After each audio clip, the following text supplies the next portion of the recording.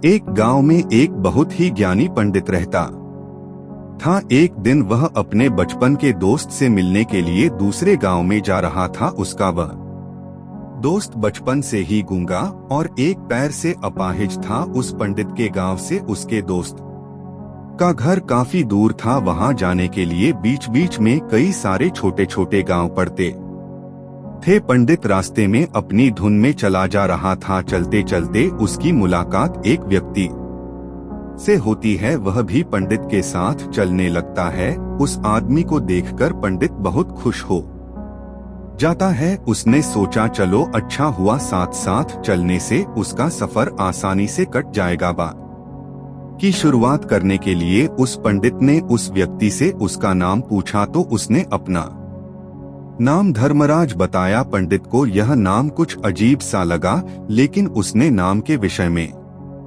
कुछ और पूछना उचित नहीं समझा। दोनों धीरे धीरे साथ में चल रहे थे। तभी रास्ते में एक गांव आता है। गांव का प्रवेश द्वार आते ही धर्मराज ने पंडित से कहा, तुम आगे चलो, मुझे इस गांव में काम है, मैं तुमसे आगे मिलता हूँ। पंडित ने कहा ठीक है। वह आगे रास्ते में चल देता है। कुछ देर बाद उस गांव में खबर फैली कि एक व्यक्ति को सांड ने अपनी सींग में फंसाकर मार दिया है। जैसे ही सांड ने उस व्यक्ति को मारा, ठीक कुछ ही देर में धर्मराज पंडित के पास आ गया।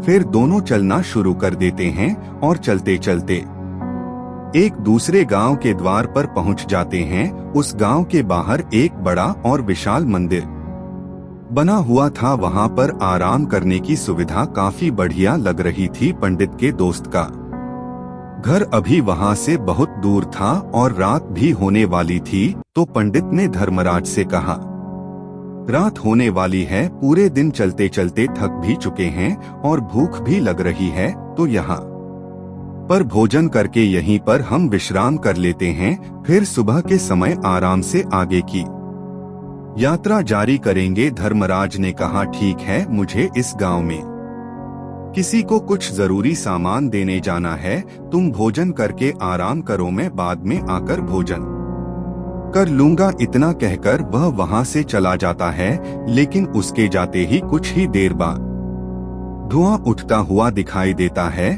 और देखते ही देखते पूरे गांव में आग लग जाती है। पंडित ने हैरानी से सोचा कि यह धर्मराज जहां भी जाता है वहां कोई ना कोई अनहोनी जरूर हो जाती है, कुछ तो गड़बड़ है इस व्यक्ति में। लेकिन पंडित ने रात्रि में धर्मराज से कुछ भी पूछना उचित नहीं समझा। सुबह होते ही दोनों फिर से अपनी यात्रा शुरू कर देते हैं। कुछ देर चलने के बाद रास्ते में फिर से एक गांव आता है। धर्मराज ने फिर पंडित से कहा, आप आगे चलिए, मुझे इस गांव में अपने मित्र से मिलने जाना है, मैं अपने दोस्त से मिलने के बाद आगे रास्ते में मिलूंगा। यह कहकर धर्मराज वहां से चला गया। लेकिन पंडित इस बार आगे नहीं गया, वहीं खड़ा होकर धर्मराज को देखता रहा कि वह कहां जा रहा है और क्या करता है। तभी थोड़ी देर बाद लोगों की आवाज सुनाई देने लगी कि एक व्यक्ति को सांप ने काट लिया है और उसकी मृत्यु हो गई है। ठीक उसी समय धर्मराज फिर पंडित के पास पहुंच गया। लेकिन इस बार पंडित से रहा नहीं गया और उसने धर्मराज से पूछ ही लिया कि तुम जिस भी गांव में जाते हो वहां कोई ना कोई अनहोनी जरूर हो जाती है, क्या तुम मुझे बता सकते हो यह ऐसा क्यों हो रहा है? धर्मराज ने कहा, पंडित जी, आप तो मुझे बहुत ज्ञानी मालूम पड़े थे, इसीलिए मैं आपके साथ चलने लगा था, क्योंकि जनियों का साथ बहुत अच्छा होता है, परंतु आप अभी तक समझ नहीं पाए कि मैं कौन हूँ। पंडित ने कहा, मैं समझ गया हूँ, लेकिन मुझे कुछ शंका है, अगर आप ही अपना उपयुक्त परिचय दें तो मेरे लिए आसानी होगी। तब धर्मराज ने जवाब दिया कि मैं यमदूत हूँ और यमराज की आज्ञा से उन लोगों के प्राण हरण करता हूँ जिनकी उम्र पूरी हो चुकी है। हालांकि पंडित को पहले से ही इस बात की आशंका थी,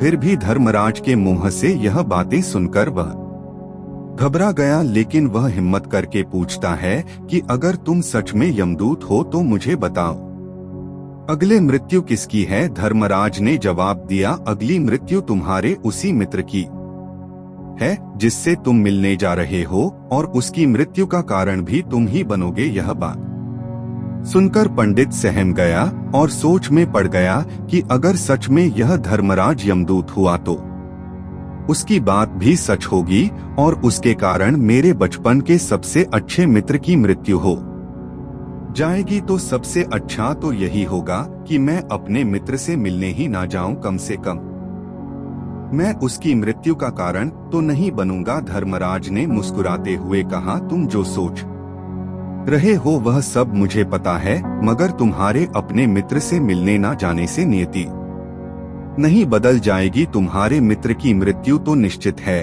और वह अगले कुछ ही पलों में घटित होने वाली है। महाकाल के मुंह से ऐसी बातें सुनकर पंडित को झटका लगा, क्योंकि महाकाल ने पंडित के मन की बातें PRH ली थी, जो कि एक सामान्य व्यक्ति के लिए संभव नहीं है। अब पंडित को विश्वास हो गया कि यह धर्मराज सचमुच में यमदूत ही है। जब पंडित को यह पूर्ण विश्वास हो गया कि धर्मराज जी यमदूत है, तो वह घबरा गया। वह अपने मित्र की मृत्यु का कारण नहीं बनना चाहता था, इसीलिए वह पलटकर अपने गांव की तरफ वापस जाने लगा। लेकिन जैसे ही पंडित वापस जाने के लिए मुंडा, उसने देखा कि उसका मित्र तेजी से उसकी तरफ चला आ रहा है, जो कि पंडित को देखकर अत्यंत प्रसन्न दिखाई पड़ रहा था। अपने मित्र के आने की गति को देखकर पंडित को ऐसा लगा कि जैसे उसका सभी मित्र काफी देर से उसका ही पीछा कर रहा है, लेकिन वह बचपन से ही गूंगा था और एक पैर से लंगड़ा भी था, इसीलिए ना तो वह पंडित को आवाज देकर रोक पाया था और ना ही उस तक पहुंच पा रहा था। धर्मराज के मुंह से ऐसी बातें सुनकर पंडित को झटका लगा, क्योंकि धर्मराज ने पंडित के मन की बातें पढ़ ली थी, जो कि एक सामान्य व्यक्ति के लिए संभव नहीं है। अब पंडित को विश्वास हो गया कि यह धर्मराज सचमुच में यमदूत ही है। जब पंडित को यह पूर्ण विश्वास हो गया कि धर्मराज जी यमदूत है, तो वह घबरा गया। वह अपने मित्र की मृत्यु का कारण नहीं बनना चाहता था, इसीलिए वह पलटकर अपने गांव की तरफ वापस जाने लगा। लेकिन जैसे ही पंडित वापस जाने के लिए मुड़ा, उसने देखा कि उसका मित्र तेजी से उसकी तरफ चला आ रहा है, जो कि पंडित को देखकर अत्यंत प्रसन्न दिखाई पड़ रहा था। अपने मित्र के आने की गति को देखकर पंडित को ऐसा लगा कि जैसे उसका मित्र काफी देर से उसका ही पीछा कर रहा है, लेकिन वह बचपन से ही गूंगा था और एक पैर से लंगड़ा भी था, इसीलिए ना तो वह पंडित को आवाज देकर रोक पाया था और ना ही उस तक पहुंच पा रहा था। लेकिन जैसे ही वह पंडित के पास पहुंचा, अचानक ही जमीन पर गिर पड़ा और उसकी मृत्यु हो गई। पंडित हक्का बक्का होकर धर्मराज की ओर देखने लगा, जैसे कि वह पूछना चाह रहा हो कि आखिर क्या हुआ। धर्मराज पंडित के मन में उठ रहे प्रश्नों को समझ गया और बोला, तुम्हारे मित्र ने पिछले गांव में ही तुम्हें देख लिया था और मैं वहीं से ही तुम्हारा पीछा कर रहा था, लेकिन गूंगा और लंगड़ा होने की वजह से वह तुम तक नहीं पहुंच पाया। उसने अपनी पूरी ताकत लगाकर तुम तक पहुंचने का प्रयास किया, लेकिन बुढ़ापे में बचपन जैसी ताकत नहीं होती, इसलिए हार्ट अटैक होने के कारण उसकी मृत्यु हो गई। क्योंकि वह तुमसे मिलने के लिए अपनी सीमाओं को तोड़कर तुम्हारे पीछे भाग रहा था, इसलिए अपने मित्र की मृत्यु का कारण भी तुम ही कहलाओगे। अब पंडित को पुनः यह विश्वास हो गया था कि धर्मराज एक यमदूत है और उसका कार्य जीवों के प्राण हरना है। लेकिन पंडित एक ज्ञानी व्यक्ति था, वह यह भी जानता था कि मृत्यु पर किसी का वश नहीं है, सबको एक ना एक दिन मरना ही है। यही सोचकर उसने अपने आप को संभाल लिया, लेकिन अचानक ही पंडित के मन में अपनी मृत्यु के बारे में जानने की इच्छा हुई, इसलिए उसने धर्मराज से पूछा कि जब मृत्यु मेरे दोस्त की होनी थी, तो तुम शुरू से ही मेरे साथ क्यों चल रहे थे। यह प्रश्न सुनकर धर्मराज जोर से हंसा और बोला, मैं तो हर पल हर क्षण सभी के साथ चलता हूँ किंतु लोग पहचान नहीं पाते क्योंकि लोगों के पास अपनी समस्याओं के अलावा किसी और व्यक्ति, वस्तु या घटना के बारे में सोचने, समझने या उसे देखने का समय ही नहीं होता। पंडित ने कहा, तो क्या तुम यह बता सकते हो कि मेरी मृत्यु कब, कहाँ और कैसे होगी? महाकाल ने कहा, हालांकि किसी भी सामान्य जीव के लिए अपनी मृत्यु के बारे में जानना ठीक नहीं है, क्योंकि कोई भी जीव हो वह अपनी मृत्यु के बारे में जानकर बहुत दुखी हो जाता है। हालांकि तुम ज्ञानी व्यक्ति मालूम पड़ते हो और तुमने जिस तरीके से अपने मित्र की मृत्यु को सहन कर लिया है, उसे देखकर लगता है कि तुम अपनी मृत्यु के बारे में जानकर भी दुखी नहीं होंगे। तो तुम्हारी मृत्यु आज से ठीक 6 महीने बाद आज ही के दिन किसी दूसरे राज्य में फांसी लगने से होगी। और सबसे हैरानी की बात तो यह होगी कि तुम स्वयं ही खुशी से उस फांसी को स्वीकार कर लोगे। इतना कहकर धर्मराज वहां से चला गया, क्योंकि अब धर्मराज के पास पंडित के साथ चलते रहने का कोई कारण ना था। इसके बाद पंडित ने अपने मित्र के शरीर का अंतिम संस्कार किया और यथाशक्ति उसके क्रियाकर्म करके अपने गांव वापस आ गया। लेकिन कोई व्यक्ति कितना भी ज्ञानी क्यों ना हो, अपनी मृत्यु के बारे में जानकर दुखी तो होता ही है और मृत्यु से बचने का कोई ना कोई उपाय भी खोजता है। तो पंडित ने भी वही किया, क्योंकि पंडित विद्वान था, इसलिए उसकी पहचान उस राज्य के राजा तक थी। पंडित ने सोचा कि राजा के पास तो कई सारे ज्ञानी मंत्री हैं, वह मेरी मृत्यु से संबंधित समस्या का कोई ना कोई समाधान निकाल ही लेंगे। पंडित यही सब सोचता हुआ राज दरबार में पहुंच जाता है और राजा से सारी घटना के बारे में बताता है। राजा ने अपने मंत्रियों को सारी समस्या बताई और उनसे सलाह मांगी। अंत में सभी ने विचार विमर्श करके कहा, अगर पंडित की बात सही है तो उसकी मृत्यु भी 6 महीने बाद ही होगी। लेकिन मृत्यु तो तब होगी जब वह किसी दूसरे राज्य में जाएगा। यदि वह किसी दूसरे राज्य में जाए ही ना तो मृत्यु ही नहीं होगी। मंत्रियों की यह सलाह राजा को भी सही लगी। इसके बाद पंडित के रहने की सारी व्यवस्था महल में ही कर दी गई और राजा के आदेश के बिना उस पंडित से किसी को भी नहीं मिलने दिया जाता था। लेकिन पंडित कहीं भी आ जा सकता था, ताकि पंडित को यह ना लगे कि वह राजा की कैद में है। परंतु पंडित डर के मारे स्वयं ही कहीं आता जाता नहीं था। धीरे धीरे महीने गुजरे गए और पंडित की मृत्यु का समय नजदीक आने लगा और अंततः वह भी दिन आ गया जिस दिन पंडित की मृत्यु होनी थी। तो जिस दिन पंडित की मृत्यु होनी थी उसकी एक रात पहले पंडित डर के मारे जल्दी ही सो गया, ताकि जल्दी से वह रात बीत जाए और अगला दिन आ जाए, ताकि मृत्यु टल सके। लेकिन पंडित को नींद में चलने की बीमारी थी और अपनी इस बीमारी के बारे में वह स्वयं ही नहीं जानता था। तो फिर राजा, मंत्री या किसी वैद्य को इसके बारे में बताने का कोई प्रश्न ही नहीं उठता। पंडित अपनी मृत्यु को लेकर बहुत चिंतित था। वह पिछले कई दिनों से ठीक से सो भी नहीं पा रहा था और नींद में चलने की बीमारी भी तभी होती है जब व्यक्ति ठीक से सो नहीं पा रहा हो। तो उस रात भी पंडित को नींद में चलने का दौरा पड़ा। वह उठा और महल से निकलकर अस्तबल में गया, क्योंकि पंडित राजा का खास मेहमान था, इसलिए किसी भी पहरेदार ने उसे नहीं रोका और ना ही किसी तरह की कोई पूछताछ की। अस्तबल में पहुंचकर वह सबसे तेज चलने वाले घोड़े की पीठ पर सवार होकर नींद में ही अपने राज्य की सीमा से बाहर दूसरे पड़ोसी राज्य में चला गया। इतना ही नहीं, वह दूसरे राज्य के राजा के महल में पहुंच गया। उस महल के पहरेदार ने भी उसे नहीं रोका और ना ही कोई पूछताछ की। सभी लोग रात्रि का अंतिम प्रहार होने के कारण गहरी नींद में थे। वह पंडित सीधे राजा के सैन्य कक्ष में पहुंचा, जहां राजा और रानी सो रहे थे। वह पंडित वहीं जाकर सो गया। सुबह हुई तो राजा ने पंडित को रानी के बगल में सोया हुआ देखा तो बहुत क्रोधित हो गया। राजा ने पंडित को कैद करने का आदेश दे दिया। पंडित गिरफ्तार हो गया,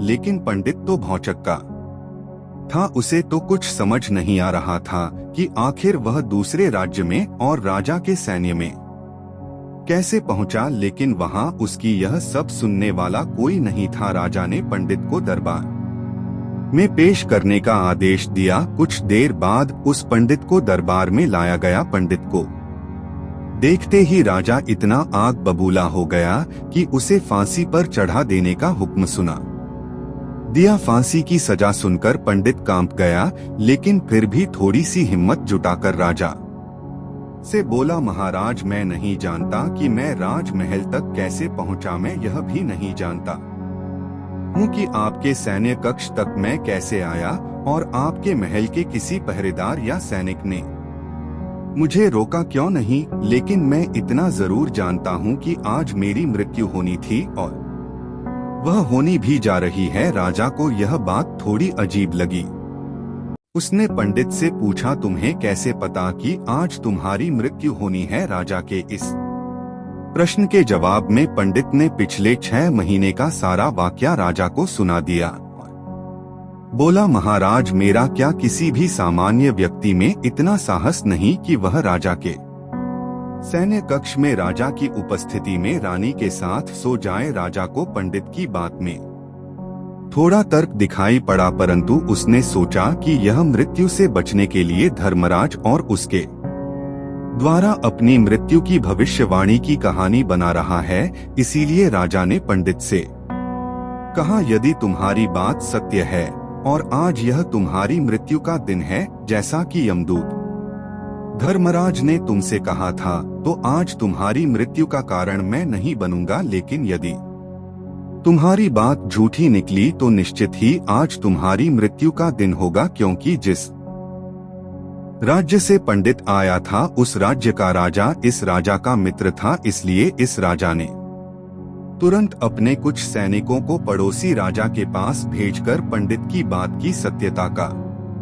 प्रमाण मांगा। भेजे गए सैनिक शाम तक लौटे और उन्होंने राजा को बताया कि महाराज, पंडित जो कुछ भी कह रहा है वह सब सत्य है। पड़ोसी राज्य के राजा ने पिछले 6 महीने से पंडित के रहने की सारी व्यवस्था अपने ही महल में कर रखी थी। पंडित राजा का खास मेहमान था। कल शाम राजा आखिरी बार पंडित से उसके कक्ष में मिले थे और उसके बाद यह इस राज्य में कैसे पहुंच गया, इसकी जानकारी किसी को भी नहीं है। इसलिए उस राज्य के राजा के अनुसार पंडित को फांसी की सजा देना ठीक नहीं है। लेकिन राजा के सामने एक नई समस्या थी, क्योंकि उसने बिना पूरी बात जाने ही पंडित को फांसी की सजा सुना दी थी।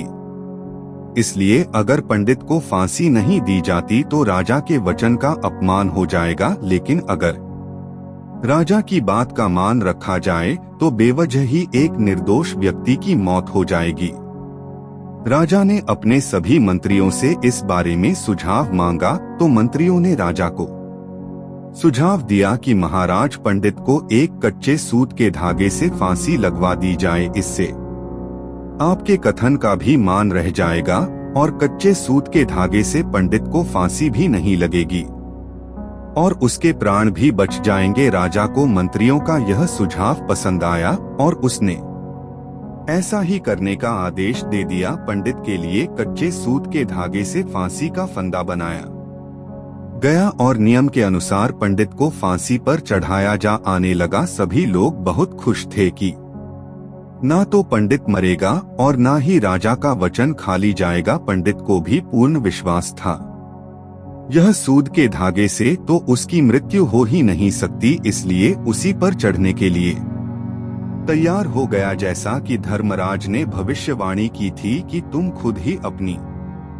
फांसी को स्वीकार करोगे। लेकिन जैसे ही पंडित को फांसी दी गई, सूत का धागा तो टूट गया, लेकिन टूटने से पहले उसने अपना काम कर दिया था। पंडित के गले की एक नस सूत के धागे के झटके से कट चुकी थी और पंडित जमीन पर पड़ा तड़प रहा था। उसी पल उसके गले से खून की फुहार निकल रही थी और देखते ही देखते पंडित का शरीर पूरी तरह से शांत हो गया।